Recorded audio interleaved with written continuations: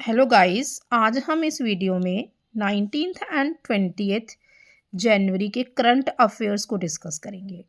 ठीक है, आज हम टोटल 21 करंट अफेयर्स को डिस्कस करेंगे, जिसमें आपको क्वेश्चन के साथ साथ जो उससे रिलेटेड जितना भी स्टैटिक डेटा बनता है वो भी आपको प्रोवाइड करवाया जाएगा। चलिए स्टार्ट करते हैं। What is the term of office of Lokpal members? जो लोकपाल मेंबर्स हैं उनका टेन्योर कितना होता है, ये इस क्वेश्चन में पूछा गया है।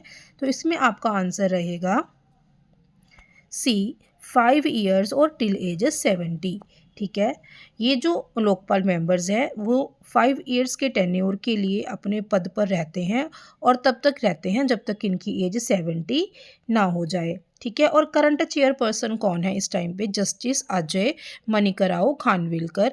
ठीक है, और इसके अंदर चेयरपर्सन के साथ साथ 8 और मेंबर्स होते हैं। साथ में इसमें जो 9 मेंबर्स होते हैं टोटल, जिसमें से 50% मेंबर्स वो होते हैं जिन्होंने लॉ के अंदर अपनी कोई डिग्री वगैरह हासिल की है, और 50% मेंबर्स वो होते हैं जो नॉन जुडिशियल्स होते हैं, जो मतलब पब्लिक एडमिनिस्ट्रेशन के अंदर जो पब्लिक एडमिनिस्ट्रेशन के अंदर जिनका एक्सपीरियंस होता है वो नॉन जुडिशियल कैटेगरी में आ जाते हैं। और लोकपाल जो शब्द है इसका मीनिंग क्या है? इसका मीनिंग है प्रोटेक्टर ऑफ द पीपल। ये संस्कृत भाषा का शब्द है। ठीक है, साथ में इसके कॉन्सेप्ट को सबसे पहले 1963 के अंदर लेकर आए थे, लेकिन 1966 के अंदर एक कमीशन था, द एडमिनिस्ट्रेटिव रिफॉर्म्स कमीशन 1966।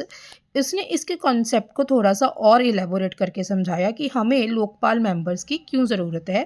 और उस टाइम पे जो चेयरमैन थे उस कमीशन के मोरारजी देसाई थे, क्योंकि वो उस टाइम देश के पीएम थे।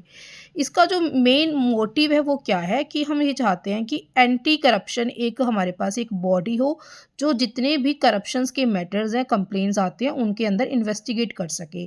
ठीक है, और देश को करप्शन फ्री बना सके। इसका जो सबसे पहला जो बिल था वो 1968 में पेश हुआ था, लेकिन वो उस टाइम पे पास नहीं हो सका। फिर 2011 के अंदर आपको पता है अन्ना हजारे मूवमेंट आई थी, जिन्होंने इस जन लोकपाल बिल की डिमांड की, तो ये बिल पास हो गया। लोकपाल एंड लोकायुक्त एक्ट 2013 ये पास हो गया 2013 के अंदर। लेकिन ये अप्लाई कब हुआ, इसके तहत काम होना कब स्टार्ट किया गया? 16 जनवरी 2014 को। इसीलिए हम 16 जनवरी को क्या बनाते हैं? लोकपाल डे। क्या बनाते हैं? लोकपाल डे। अब लोकपाल क्या कर सकता है? जब भी कोई करप्शन के अगेंस्ट कंप्लेन आएगी, पीएम हो चाहे वो इंसान एमपी हो चाहे यूनियन मिनिस्टर हो, कोई भी ग्रुप ए का ऑफिसर हो, जब उसके अगेंस्ट कोई भी कंप्लेन आएगी तो ये इन्वेस्टिगेट कर सकते हैं, प्रिवेंट करप्शन। ठीक है, कुल जो लॉज वगैरह हैं उनको बना सकते हैं जिसके ज़रिए हम करप्शन को कम कर सकते हैं। जैसे एग्ज़ाम्स होते हैं उनमें बहुत ज़्यादा करप्शन होती है। ठीक है, पेपर पहले ही लीक आउट हो जाते हैं। तो अभी एग्ज़ाम्स के अंदर जो इस चीज़ को रोकने के लिए, चीटिंग को रोकने के लिए, अभी लास्ट ईयर एक बिल आया था अनफेयर मेंस वाला। तो ऐसे कुछ बिल्स वगैरह की ये बात करते हैं। और साथ में अगर जो इंसान इस चीज़ में इन्वॉल्व होते हैं करप्शन में, उनको पनिश करने का काम भी कौन करते हैं? लोकपाल करते हैं। ठीक है, उसके बाद नेक्स्ट क्वेश्चन है, Parveen Vashisht was recently appointed to which position? तो परवीन वशिष्ठ को अभी कौन सी पोजीशन के ऊपर अपॉइंट किया गया है?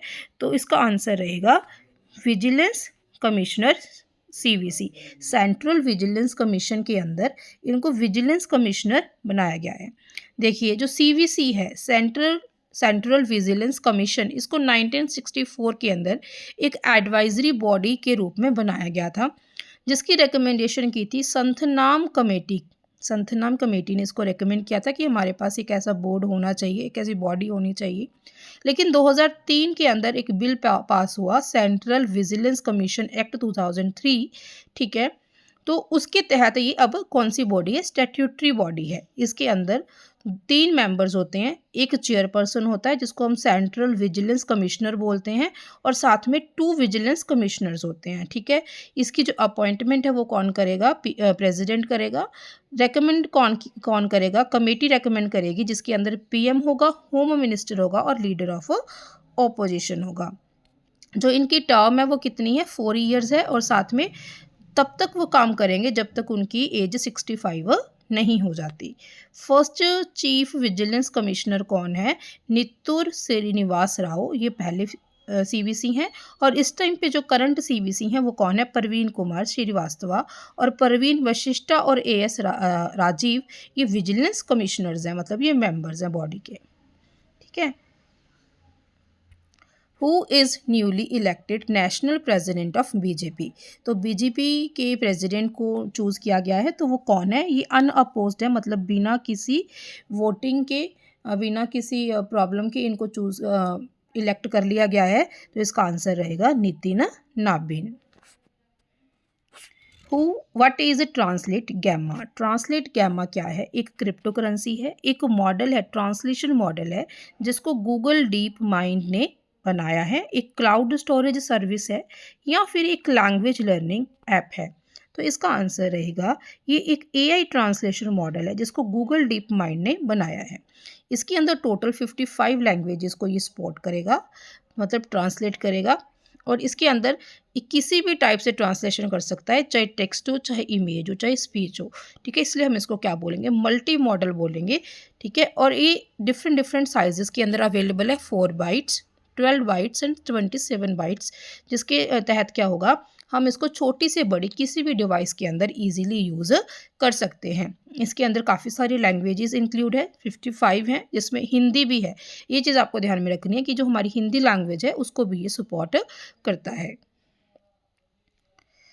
The government of India recently blocked 242 websites. कितनी वेबसाइट्स को उन्होंने ब्लॉक कर दिया? 242 वेबसाइट्स को ब्लॉक कर दिया गया है। ये कैसी वेबसाइट्स थी? तो ऑप्शंस हैं, टोरेंट डाउनलोड साइट्स थी, illegal betting and gambling site थी, Chinese social media sites, obscene OTT platforms. तो इसका आंसर रहेगा illegal betting and gambling sites. ठीक है, जो लोग सट्टा वगैरह लगाते हैं ऑनलाइन या जुआ वगैरह खेलते हैं, तो उस चीज़ से बचने के लिए, ताकि किसी को फाइनेंशियल लॉस ना हो, इसलिए जो हमारी गवर्नमेंट ऑफ इंडिया है, तो जो ऐसी साइट्स होती हैं, इलीगल साइट्स होती है, उनको टाइम टाइम पे बैन करती रहती है। ठीक है, तो यहाँ पे अभी इन्होंने टोटल 242 साइट्स को ब्लॉक किया है। और किसके तहत किया है?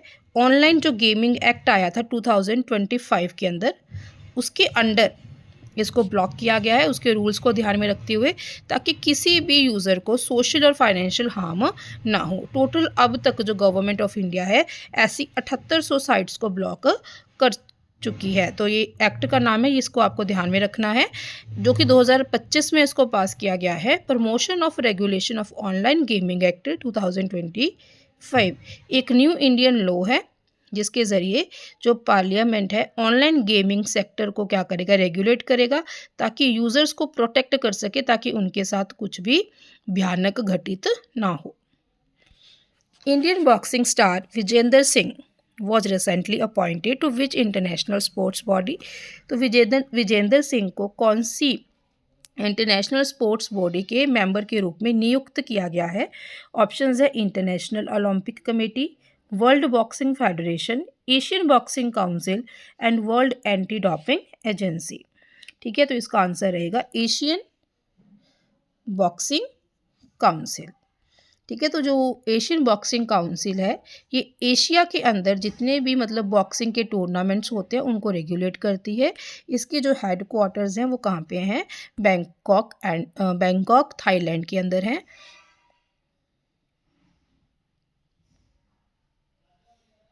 ठीक है, यहाँ पे मैंने बजरंग पूनिया के बारे में लिख दिया। एक मिनट ये देख लेते हैं, मैं इसकी करेक्शन होगी वो मैं कमेंट बॉक्स में आपको बता दूंगी।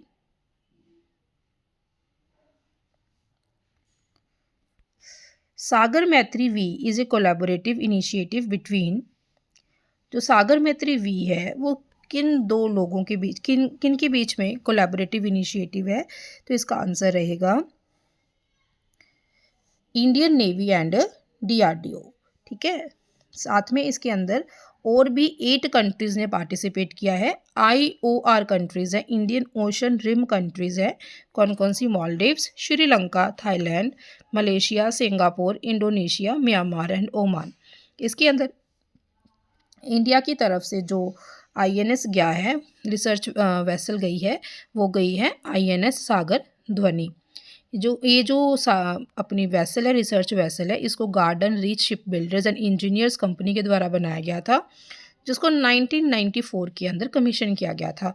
जितने भी सागर मैत्री मिशंस होते हैं उनके अंदर इसी को यूज़ किया जाता है। इसके अंदर क्या किया जाएगा, इस एक्सरसाइज के अंदर जो डीप ओशन जितनी भी कुछ इन्फॉर्मेशन को हम गेन कर सकते हैं वहाँ पे उसको रिसर्च किया जाएगा और सारे देशों के द्वारा इस इन्फॉर्मेशन को यूज़ करके अपनी सिक्योरिटी पर्पज़ के लिए यूज़ किया जाएगा। सागर मैत्री की फुल फॉर्म क्या है? सागर की फुल फॉर्म है security and growth for all in the region. जितने भी लोग हैं इंडियन ओशन रिम के आसपास उन सभी की सिक्योरिटी बनी रहे, तो वैसे ही कुछ सागर की फुल फॉर्म है और मैत्री मतलब फ्रेंडशिप, हमारे सभी देशों के बीच में फ्रेंडशिप भी बनी रहे। और इसको सागर मैत्री वी एक्सरसाइज को महासागर मिशन के तहत शुरू किया गया है। महासागर मिशन की फुल फॉर्म क्या है? Marine and high altitude scientific and advanced geophysical and ocean research. ठीक है, इसके अंदर क्या किया जाएगा, जो इंडियन ओशन है उसको रिसर्च किया जाएगा, उसके अंदर देखा जाएगा कि क्या क्या सिस्टम कैसे कैसे ओशन के अंदर चेंजेस आ रही हैं और उस इंफॉर्मेशन को आगे कुछ भी नया रिसर्च करने के लिए यूज़ किया जाएगा।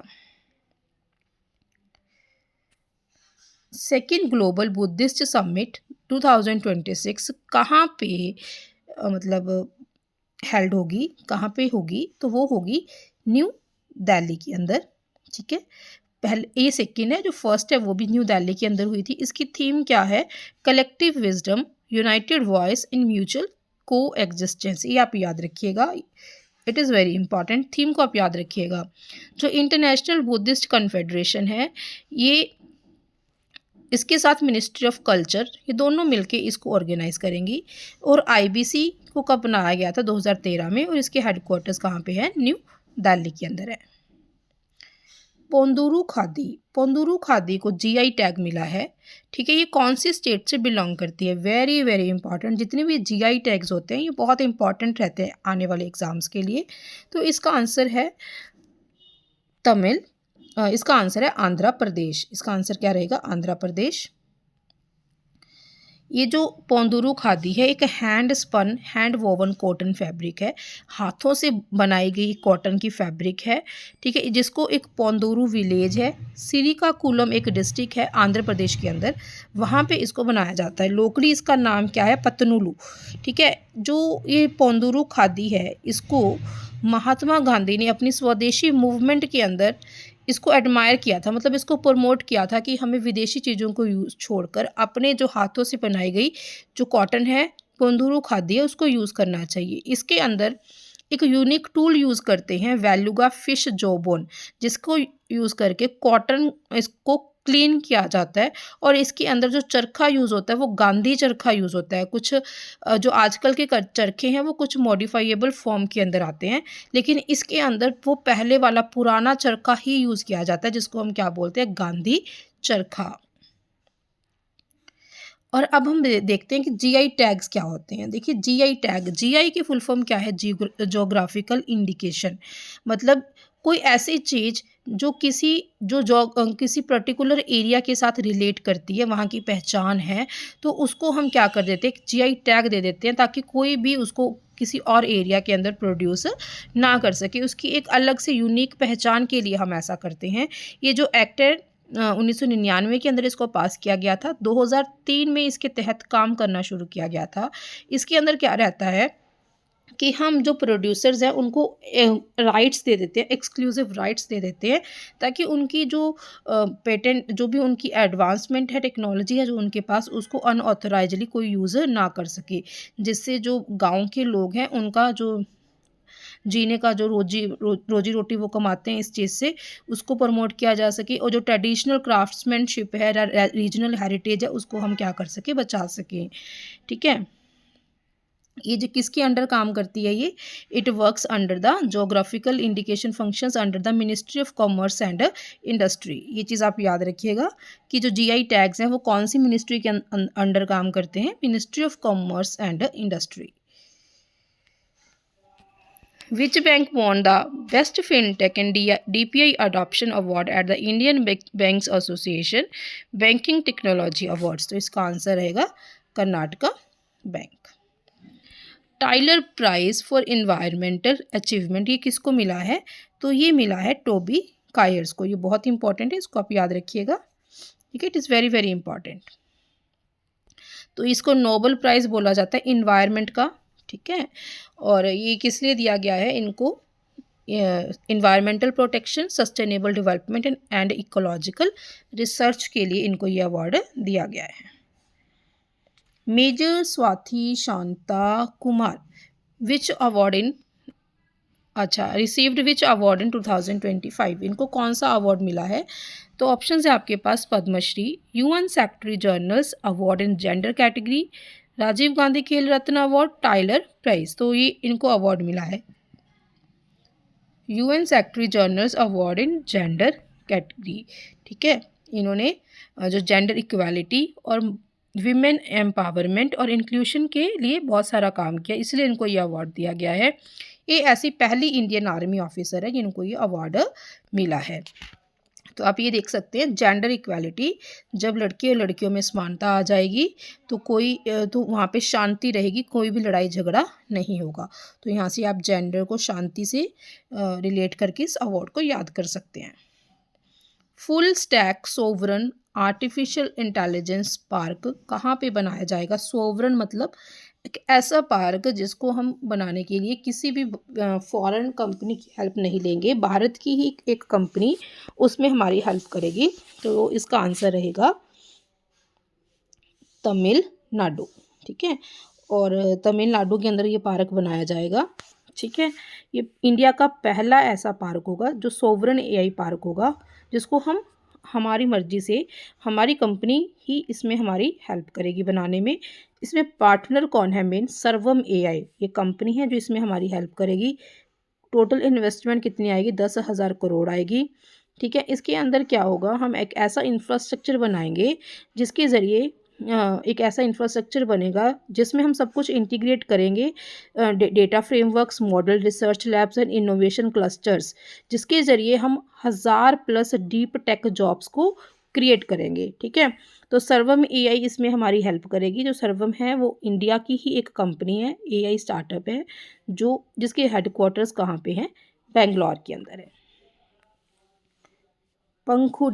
पंखुड़ी पोर्टल है वो कौन सी मिनिस्ट्री ने इसको लॉन्च किया है? तो इसको लॉन्च किया है ministry of women and child development.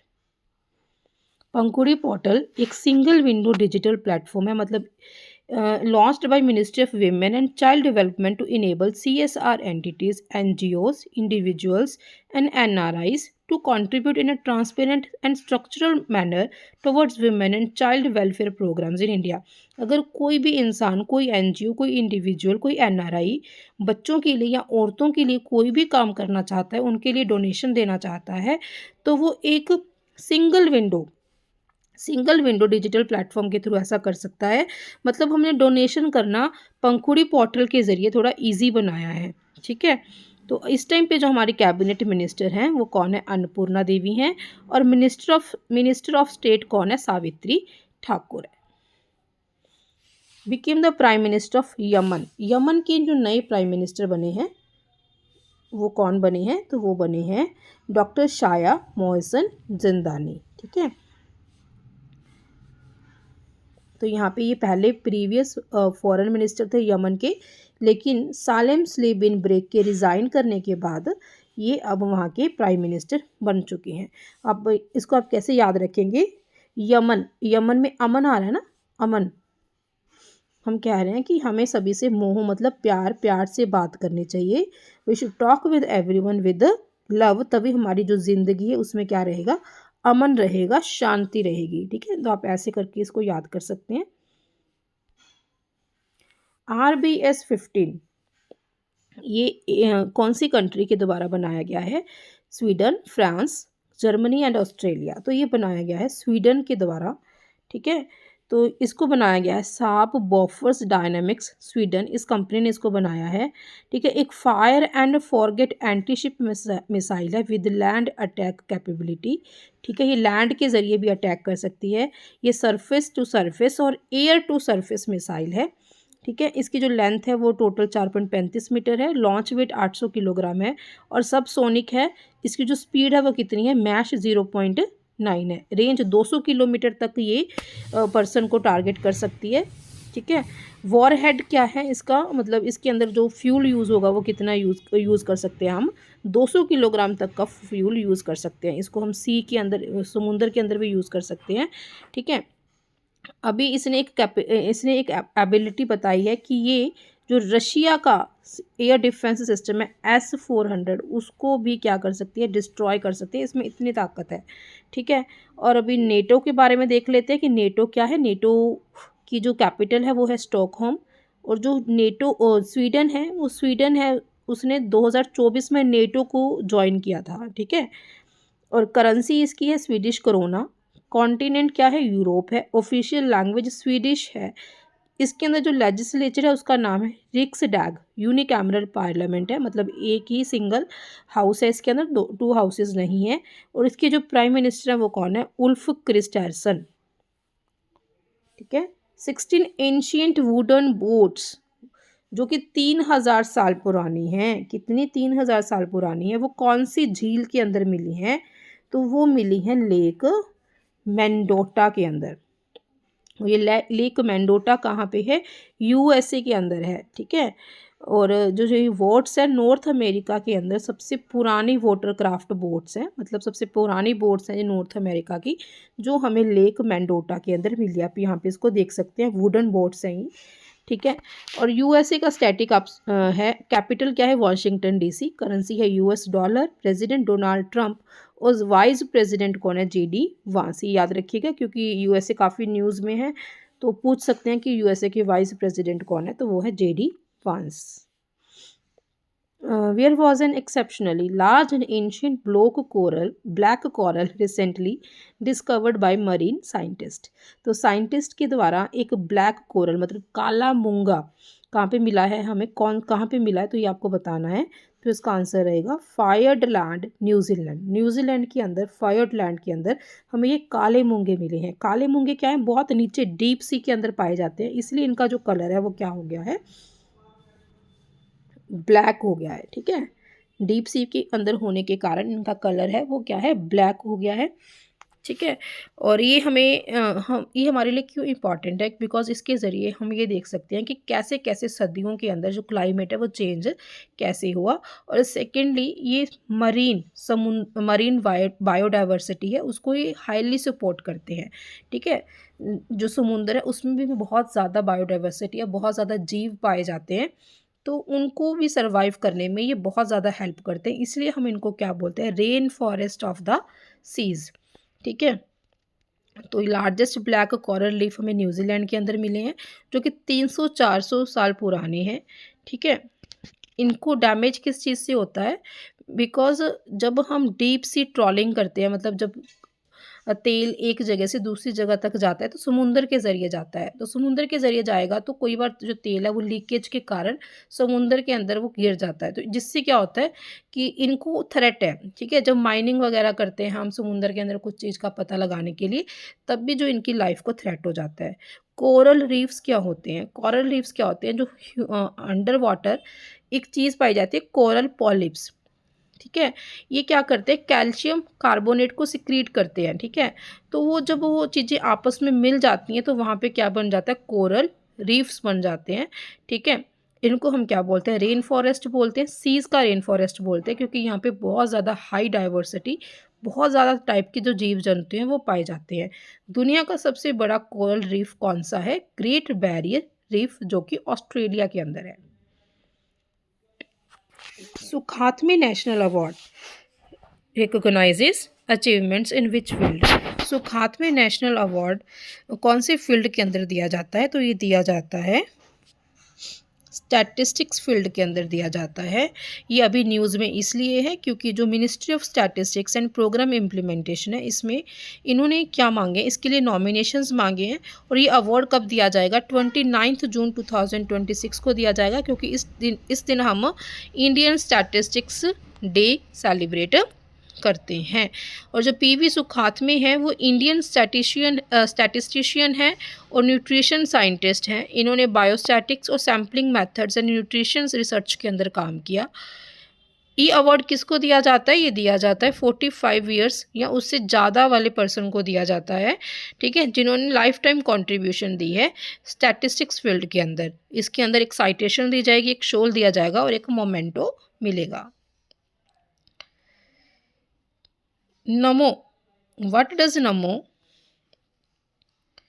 In NaMo book fest stands for? नमो की फुल फॉर्म क्या है, तो नमो की फुल फॉर्म है national author meet of India. ये न्यू दिल्ली के अंदर होगी। ये फर्स्ट एडिशन है, तो ये काफ़ी ज़्यादा इम्पॉर्टेंट रहेगा आपके लिए, ठीक है। इसके अंदर इंडियन ऑथर्स हैं और रीडिंग कल्चर को प्रमोट करने के लिए ये नमो बुक फेस्ट को हेल्ड किया गया है। इनोग्रेशन इसकी डॉक्टर जितेंद्र सिंह ने दी है और इसके अंदर 2 बुक्स को लॉन्च किया गया है, जिसका नाम है जनरेशन वी बनो एंड महात्मा। ये आपको याद रखना है, ये काफ़ी इंपॉर्टेंट है। ये पूछ सकते हैं कि नमो बुक फेस्ट के अंदर कौन सी 2 बुक्स को लॉन्च किया गया है, तो इसका आंसर रहेगा जनरेशन वी बनो एंड महात्मा। तो ये थे आज के हमारे 20 क्वेश्चंस, ठीक है। मैंने कोशिश की है कि मैं आपको क्वेश्चन के साथ साथ स्टैटिक इन्फॉर्मेशन भी दूं, ताकि एग्ज़ाम के अंदर आपका कोई भी क्वेश्चन स्किप ना हो। अगर आप ऐसे ही और वीडियोस को देखना चाहते हैं तो kindly please like this, subscribe this channel and like this video and share this video. Thank you, bye bye.